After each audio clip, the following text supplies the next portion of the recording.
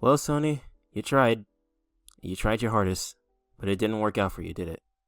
But let's be honest, it probably wouldn't have worked out anyway. It seems as though Sony is having a difficult time getting over the fact that they don't have the full rights to Spider-Man anymore, especially when they have to share their rights and profits with Disney in order to keep the character in the MCU. Because that's the only way they're going to get profits in the first place. But, of course, being the greedy assholes that they are, they seem to have found a loophole that while Disney may have the rights to Spider-Man, they don't exactly have the rights to other Spider-Man characters that exist in that same realm of existence in the comic book universe. Therefore, they came up with a brilliant idea to make solo adaptations centering around the villains of the Spider-Man universe. Because they saw Disney do it that one time with another Disney character, and then another Disney character, so they thought they can do it too. Brilliant! And look how that turned out for them.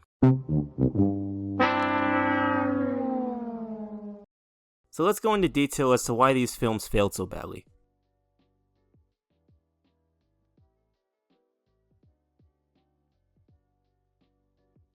Usually when you have a Marvel film leading up to another Marvel film, there usually is a close connection to each other.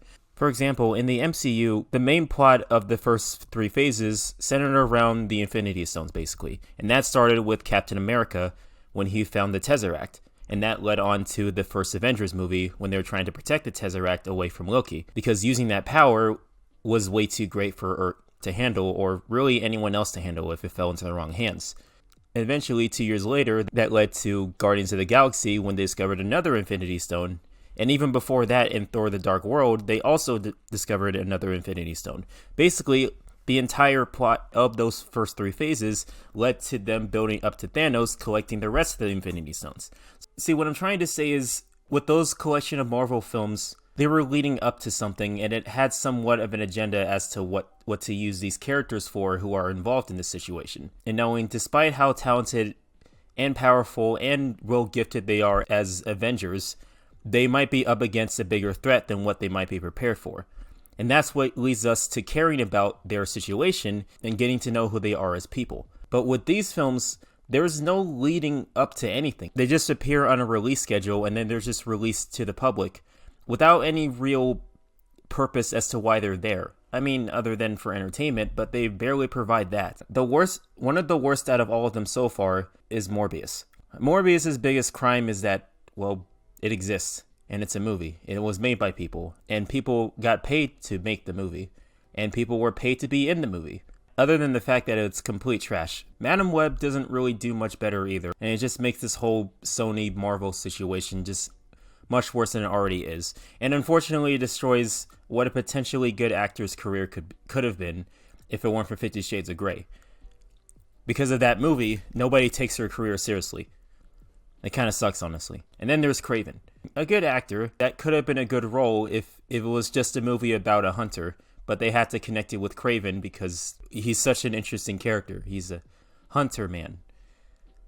Great. So interesting. What these movies happen to have in common is the fact that they don't really have much of a purpose to being there. It's just there to fill up space because Sony can't come up with a great idea to market their characters. And relatively, that didn't have to be a bad thing per se, but it didn't really have to be as bad as it came out to be.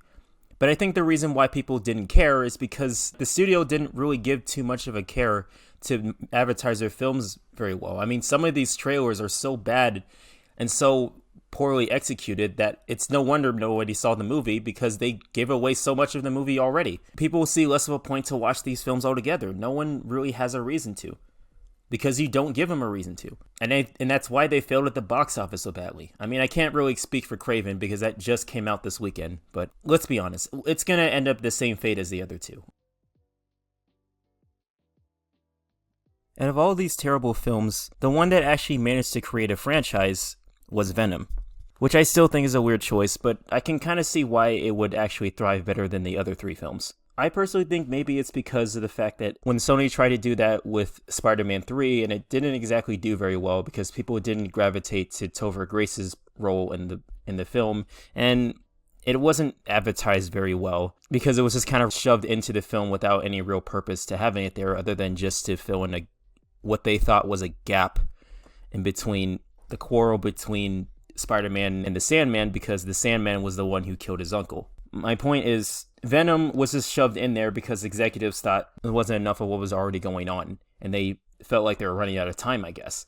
And it kind of rushed the character into the film without any real purpose to him being there. And also, the character didn't exactly look like what people wanted him to see as.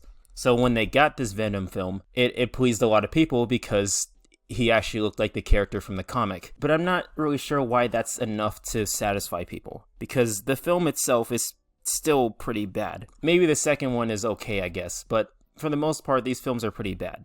And it follows the same formula as villain turned hero sort of thing, in the same way Disney did for Maleficent. And that's still garbage too, but my point is, you can't really turn a villain into a hero unless you really have a good reason for it.